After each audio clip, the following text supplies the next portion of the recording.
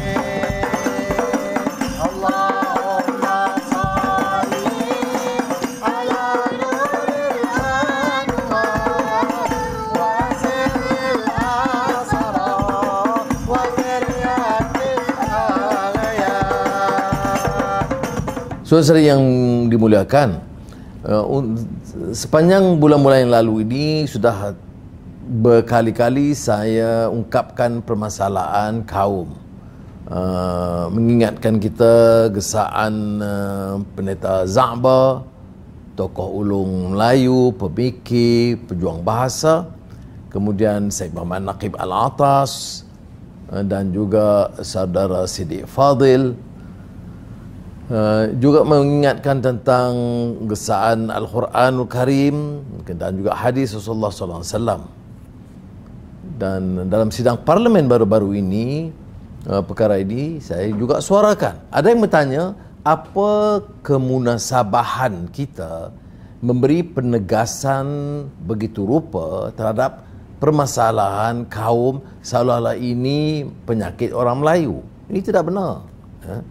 Kita beri tegasan ini untuk rakyat keseluruhannya, kerana ada ciri perkauman di kalangan orang Melayu, ada juga di kalangan orang Cina atau orang India, Dayak atau Kadazan. Ini memohon agar mereka kembali menghidupkan rasa kemanusiaan dan mengangkat martabat manusia itu ke tahap walaqad karramna bani Adam. Allah angkatkan darjat dan karamah Bani Adam, manusia. Ya. Jadi jangan kita rendahkan darjat itu sehingga mengutuk ciptaan Allah yang mencipta kita dalam bentuk pelbagai kaum, budaya, penguasaan bahasa, pengalaman dan sejarah adalah kuasa dan qudrat Allah Subhanahu Wa Taala. Firman Allah Subhanahu Wa Taala, Bismillahirrahmanirrahim.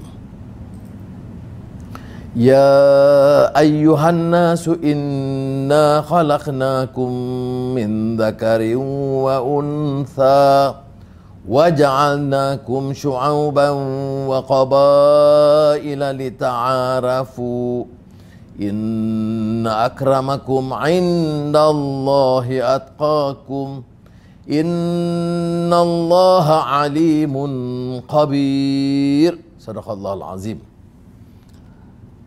Wahai umat manusia, sesungguhnya kami telah menciptakan kamu dalam bentuk lelaki dan perempuan, dan kami jadikan kamu berpuak-puak dan bersuku kaum agar kamu saling mengenal. Lita'arafu, sesungguhnya yang paling mulia, inna akramakum, dalam kalangan kamu di sisi Allah adalah yang paling bertakwa. Sesungguhnya Allah Maha mengetahui dan amat dalam pengetahuannya. Surah Al-Hujurat ayat 13. Dan ikut tafsir Muhammad At-Tahir Ibn Ashur dalam tafsir Tahrir wa Tanwir, tafsir ayat ke-13 ini menyatakan dengan jelas bahawa di antara penegasan yang dibuat oleh Ibn Ashur, ayat ini menjelaskan Allah menciptakan manusia dan kepelbagaiannya dan ragamnya, warna kulitnya dan budayanya, maksud untuk kenal, mengenal. Dalam istilah Quran disebut lita'arafu, untuk lebih arif. Maknanya bukan setakat kenal, tetapi untuk memahami, ya, bahawa ini juga ciptaan Allah SWT. Tetapi yang bedakan bukan warna kulit, bukan keturunan, bukan kaum, tetapi darjat ketakwaan kepada Allah SWT. Orang itu beriman, baik, akhlak mulia, beretika, ataupun dengan sifat akal budi yang rendah dan bobrok. Itu yang mendapat penilaiannya. Jadi ini satu kegesaan kepada kemanusiaan keseluruhannya. Sebab itu ayat bermula dengan ya ayyuhan nas, peringatan kepada manusia. Jadi ada beza di antara kita yang sudah membaca, menghafal, memahami, tetapi kurang dari segi penghayatannya. Bibit perkauman itu terlalu tebal, ya. Kadang-kadang kerana faktor sejarah, kerana kita alami umpamanya kezaliman ke atas rakyat terjajah oleh penjajah. Jadi kebencian kita terhadap orang yang menzalimi kita itu agak kuat. Dan kebetulan yang menzalimi kita itu dan menjajah kita itu orang Inggeris. Maka ada satu sikap dan sentimen begini. Yang kita benci itu bukan kaumnya, bukan warna kulitnya, adalah kerana kezaliman dan penjajahan yang dilakukan, menindas manusia, atau yang disebut dalam frasa Perancisnya harlom parlom. Maknanya manusia yang menindas, memijak manusia. Jadi kita harus ingat, ya, kerana kadang-kadang sentimen kita ini terjadi meluas dan membenci. Begitu juga pengalaman sejarah kita. Kalau kita lihat sejarah kebangsaan awal, baik Dr. Burhanuddin Al-Hilmi ataupun Datuk Onn Jaafar umpamanya, orang-orang ini lebih membicarakan soal selamatkan kaum bangsa Melayu. Jangan orang Melayu ini menjadi terpinggir, tersisih dari arus pembangunan. Jangan jadi hamba di negara sendiri, mau mencapai kemerdekaan dan mau kembalikan maruah dia sebagai bangsa, ya. Ini yang disebut Burhanuddin di atas robohan Kota Melaka ini, ya. Nak dibangunkan jiwa merdeka. Jiwa merdeka ini maknanya bukan sahaja negeri merdeka, jiwa hamba atau jiwa terjajah, ya. Jadi dalam keadaan kita sekarang, bila kita bahaskan soal menyelamatkan bangsa dan kaum, tidak ada salah, ya. Memastikan pendidikan, tahap pendidikan orang Melayu jangan terpinggir, jangan tersisih, ataupun Bumiputera, Sabah Sarawak, Dayak dan Kadazan jangan dalam keadaan sekolah yang teruk, tidak ada kemudahan asas, nak suruh bersaing dengan sekolah-sekolah yang lebih baik. Tetapi ini boleh dilakukan dengan menambah peruntukan dan bantuan kepada yang tidak mendapat layanan dan kebaikan sebelumnya. Saya jurus juga tentang perbahasan di Parlimen Isnin lalu, ya. Dan kemudian giliran perbahasan saya Selasa dan Rabu. Bila mana hal perkauman juga nampak menjadi kadang-kadang retorik ahli Parlimen. Maklumlah, kalau pengundi dia orang Melayu, dia nak tarik perhatian orang Melayu. Kalau pengundinya orang Cina, nak tarik perhatian orang Cina. Saya bicara tentang isu ini dan merentas kaum, ya.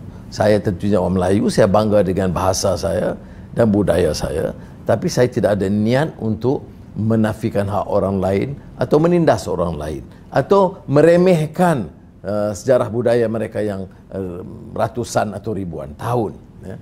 Sebab itu dalam parlimen ini saya tegaskan tentang pengalaman Abu Dzar Ghifari, ya, seorang sahabat yang pribadi mulia, ulung, pembela nasib rakyat yang miskin, yang menyebut atau memanggil Sayyidina Bilal ya Ibn Sauda. Soal kaum walaupun disinggung di sini kadang-kadang kita main-main. Saya pun ada juga kadang-kadang gurau. Kalau orang tu hitam sikit, saya maksud senda gurauan. Tapi bila saya mula belajar Islam, saya percaya rakan-rakan saya pun tahu bahawa ini disanggah. Ada kes pengalaman Rasulullah sallallahu alaihi wasallam dengan tak kala Abu Dzar Ghifari. Abu Dzar Ghifari itu seorang sahabat, seorang pejuang, seorang rakyat, seorang yang sangat prihatin terhadap orang miskin. Tapi dia pernah panggil Bilal, Sayyidina Bilal, yang kulit hitam, bibir tebal, dari Habasyah, dulu hamba abdi. Dia panggil ya Ibn Sauda, hai anak orang perempuan kulit hitam. Ya Ibn Sauda, wahai anak orang gelap, orang hitam. Ada yang mengatakan dia bukan maksud menghina, dia cuma bagi tahulah kulit hitam. Tetapi apa jawapan Rasulullah SAW? Itu jawapan sangat tegas. Sehingga saya ada pengalaman pribadi saya panggil anak saudara saya seorang Pak Hitam, saya lepas itu tak berani lagi dah. Walaupun senda gurauan. Apatah lagi kalau maksud menghina. Rasulullah menegur, innaka umuruun fika jahiliyah ikhwanukum khawlukum. Maknanya menyinggung orang dari segi warna kulit kaum ini dan budaya ini sebenarnya menepati characteristics of a jahiliyah society. Ini dalam hadis. Saya tak mau singgung, bukan maksud saya, minta maaf. Saya tidak mau singgung dari segi pribadi sini yang dipertua. Saya nak beritahu tanggungjawab saya, pengajaran yang saya perolehi. Bila di sekolah kita selalu gurau. Saya di sekolah sebelum ke Malay College tu sekolah Stowell School, High School, China, India, memang kita panggil macam-macam. Saya kadang-kadang tak faham makna dia apa. Pandi-gudi, kita tak tahu makna dia. Tapi kenyataan itu perkataan-perkataan menghina. Dan saya kena minta maaf. Kena ingat. Ya? Maknanya sungguh kata Rasulullah kepada Abu Dzar, seorang yang sangat mulia, pribadi yang sangat baik dan pejuang yang jaga, sangat prihatin, menegur khalifah-khalifah. Kerana kalau ada rumah besar, jubah hebat, semua dia tu sangat, tapi ditegur, dalam dirimu masih ada sifat dan perangai jahiliah. Kerana menyebut tentang orang dari segi keturunannya, warna kulitnya. Apa rumusan? Ikhwanukum khawlukum. Saudara kamu itu, saudara itu, Bilal itu, saudara kamu, adik-beradik kamu juga. Ya, Bilal, hamba, abdi, yang miskin, yang bibir tebal, kulit hitam, berakhir sebagai gubernur Madinah. Itu pengajaran kita. Jangan sentuh sama sekali. Saudara-saudari, saya tegaskan di ini juga di parlimen. Kadang-kadang ahli-ahli parlimen pun kadang-kadang terlupa, kadang-kadang lupa, kadang-kadang faham hadis, tetapi bila bicara nampak remehkan mesej yang sangat mulia. Apa yang berlaku kepada Abu Dzar Ghifari kemudiannya? Ya? Beliau kemudiannya itu dilihat begitu terkesan dengan teguran sehingga kalau berjalan bersama hamba atau pekerjanya, jubah yang dipakai itu sama di antara jubah beliau dan jubah hamba dan pekerjanya, menunjukkan kesan peringatan untuk tidak membedakan di antara dua darjat yang berbeza. Apakah kita ada keupayaan untuk menenggelamkan rasa permusuhan ini dan bekerja dengan ikhlas untuk mengangkat martabat bangsa dan negara, dan kemudian memastikan kemudahan asas itu menjurus kepada di semua daerah, ya.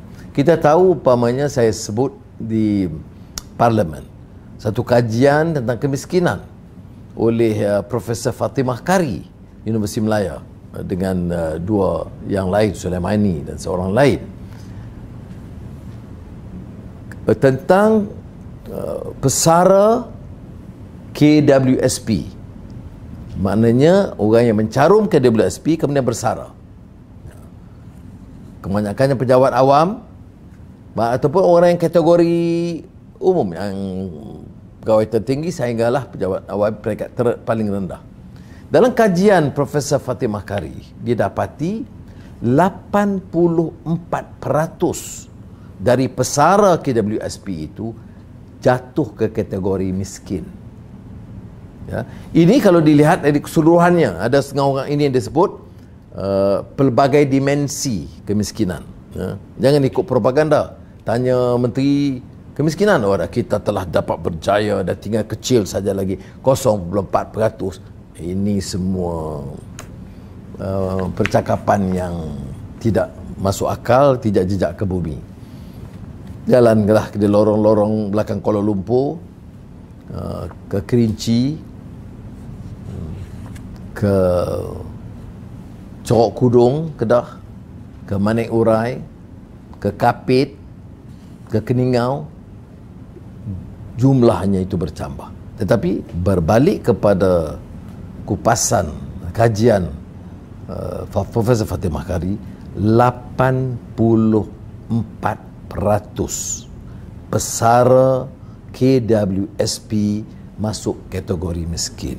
Jumlah besarnya adalah orang-orang Melayu, dan daripada dan di kalangan yang dikaji itu, orang-orang India itu masuk kategori yang paling miskin. Majoriti Melayu Bumiputera. Kelompok kecil India yang miskin itu lebih rendah kedudukan mereka. Bagaimana penyelesaiannya? Di situ ia menyangkut semua kaum, termasuk Cina yang miskin. Paling besar Melayu. Apakah pendekatan kita ini pendekatan kaum, atau pendekatan kita ini menyelesaikan masalah kemiskinan dengan suatu tekad yang berani dan jelas? Ya. Apa maksud pelbagai dimensi? Mari kita lihat dari segi pendapatan, kesihatan, kemudahan perubatan. Ya. Dah pencen atau bersara, pergi perubatan, kos perubatan itu paling tinggi. Kena buat dialisis, kena cek jantung, itu habis perbayaran. Sebab itu kajian pelbagai dimensi ini masuk pendapatan, kesihatan, pendidikan, perumahan di antara lain. Jadi kalau kita masuk begini, empat-empat perkara, jatuh dia ke tahap miskin. Pendekatan, programnya mestilah menjurus kepada semua. Ini disebut merentas kaum. Kalau merentas kaum, majoriti yang dapat siapa? Melayu Bumiputera.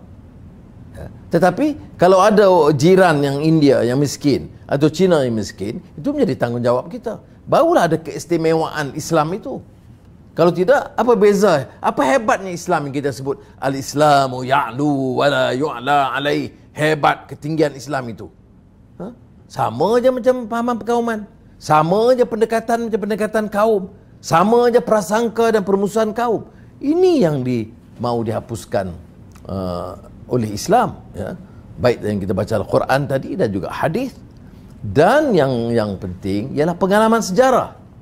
Pengalaman sejarah, sehingga sejarawan Profesor Arnold Toynbee menyebut, ya, salah satu keistimewaan dan kehebatan Islam itu adalah melenyapkan rasa benci kaum atau prasangka kaum, sehingga dia dapat melihat kehebatan Islam kerana keadilannya. Ya. Extinction of race consciousness, kata Toynbee. Ini dalam sejarah itu luar biasa. Barat, timur, utara, selatan, Islam membawa mesej itu. Tetapi kalau kita sekarang ni patah balik, bawa ciri jahiliyah ini kembali, maka apa yang kita ngomongkan dan bicarakan tentang Islam itu tidak memberi bekas dan kesan. Ini bukan soal politik, satu pendekatan keadilan, lawan parti lain. Tidak. Ini soal komitmen kita sebagai manusia yang beragama, yang meletakkan nilai etika dan prinsip keadilan yang merentas kaum. Ya. Dan ini kalau ikut yang pernah saya sebut sebelum ini dalam tazkirah lebih awal, bila membaca semula karya penting Profesor Naqib Syed Muhammad Naqib Al-Atas, Islam dalam Sejarah di Kebudayaan Melayu, itu beliau menekankan satu aspek yang sangat penting diingat oleh pemimpin-pemimpin Melayu, sarjana Melayu dan rakyat umumnya. Katanya, faham kebangsaan tak ada salah. Berjuang untuk bela nasib kaum Melayu tentang kedudukan politiknya, ekonominya, kesehatannya, pendidikannya, tidak ada salah.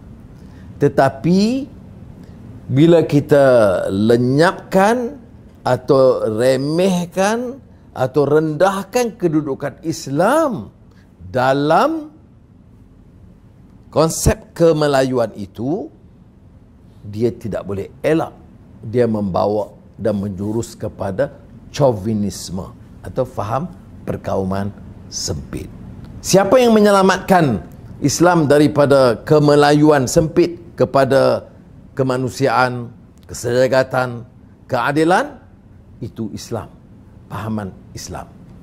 Saya katakan pengalaman kecil saya, ya, yang agak dalam kawan-kawan saya di Bukit Mentajam, kawan dengan kawan Cina, India, kadang-kadang panggil hai Cina, hai hitam India, dengan cara senda gurauan. Tetapi bila kita beralih umur, membaca dan memahami dan menginsafi hadis teguran terhadap Abu Dharr Ghifari, kita baru sedar sebenarnya hebat dan kemuliaan Islam itu bila tegas mau melenyapkan faham perkauman yang sempit. Jadi saudari, kita akhiri tazkirah pendek malam ini dengan mengingatkan bahawa untuk mara ke depan, kita tentunya harus faham kemelut dan masalah sekarang. Ya. Orang tanya saya bagaimana tentang pendirian Anwar soal bahasa Melayu yang kita perjuangkan sejak zaman di Universiti Melaya, PBMUM dulu. Saya kata tidak tolak ansur. Bahasa Melayu bahasa rasmi. Dan kita mesti angkat martabat bahasa Melayu bukan saja sebagai bahasa rasmi, tapi bahasa ilmu.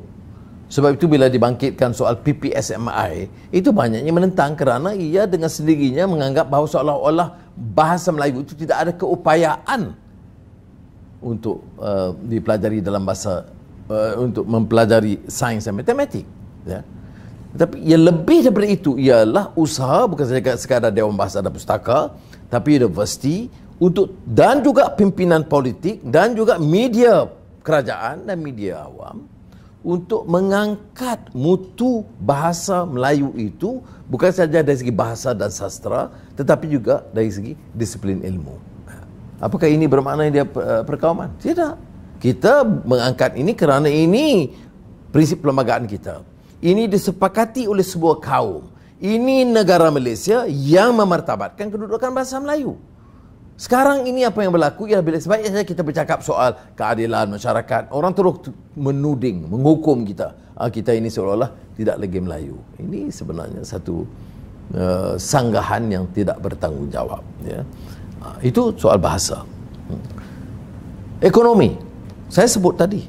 Kalau tanya kita, negara ini merdeka dengan segala khazanah kekayaannya untuk siapa? Untuk diangkut oleh kroni, anak pinak, pemimpin besar. Anak-anak semua kaya raya, bilion. beratus syarikat keliling mereka. Kemudian bercakap soal bela nasib rakyat, jaga kepentingan. Siapa yang nak percaya? Sebab itu saya katakan, bila kita ada program dan pendekatan ekonomi, yang harus diutamakan pertama pertumbuhan ekonomi. Pelaburan mesti datang, pelancongan mesti ada, hotel dipenuhi, restoran, kerja-kerja, benda ekonomi digital, startup. Ya, tetapi kita nak beri dukungan, insentif kepada siapa? Kepada keluarga dan kroni ataupun ke rakyat terpajak. Rakyat terbanyak itu majoriti miskin. Maka program membasmi kemiskinan harus diberikan penekanan yang besar. Kemudian untuk mengurangkan jurang, ya. Ini negara merdeka lebih 60 tahun dan kemudiannya tentu dari Sabah Sarawak, tapi jurang di antara yang maha kaya dan miskin bertambah, ya. Kita ada dasar ekonomi baru yang ditaja oleh marhum Tun Abdul Razak, Perdana Menteri. Tetapi sekarang bila kita lihat melebarnya golongan maha kaya Melayu dengan yang miskin keparat Melayu. Tujuan dia untuk mengurangkan, ya, pertama membasmi kemiskinan, kemudian menjurangkan pendapatan. Bukan jadi antara kaum, tetapi juga di antara satu kaum, ya. Hal ini banyak dalam program orang Melayu. Kemudian kalau kita merdeka, kalau kita bicara soal merentas soal kaum, macam negara hukum. Orang yang merompak, atau merogol, atau membunuh harus dihukum. Apakah dia Melayu, atau Cina, atau India, negara itu mesti negara hukum. Itu yang hebatnya, ya, kerana negara hukum itu tidak kenal darjat. Ini kita bicara soal perjuangan bagi negara, tetapi kita bezakan di antara darjat. Kalau orang kaya, seperti mana saya selalu singgung sebelum ini, kalau ambil ratus-ratus juta, bahkan bilion, itu biasa. Itu kan derma dan komisen. Komisen itu halal.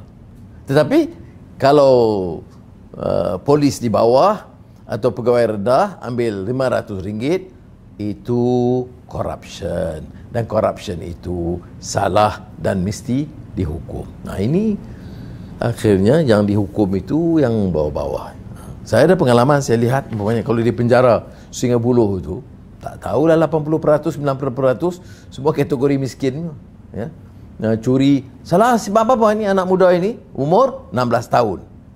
Berapa bulan di penjara? 6 bulan. Sebab curi jin. Okey, curi jin. Yang duk berkawan dengan jin besar, duk ropak besar-besar, semua terlepas.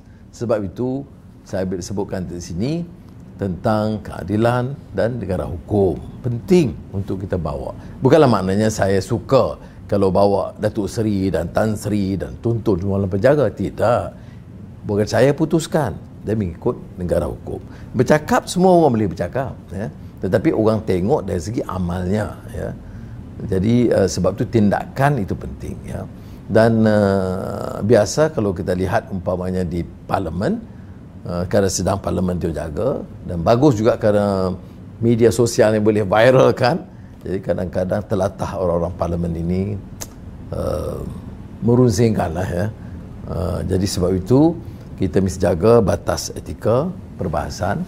Boleh keras, boleh menentang atau menyokong, tetapi tata susila dan adab dan budi pekerti itu harus dipelihara. Semoga Allah SWT memberikan kekuatan, taufik dan hidayah. Wassalamualaikum warahmatullahi wabarakatuh.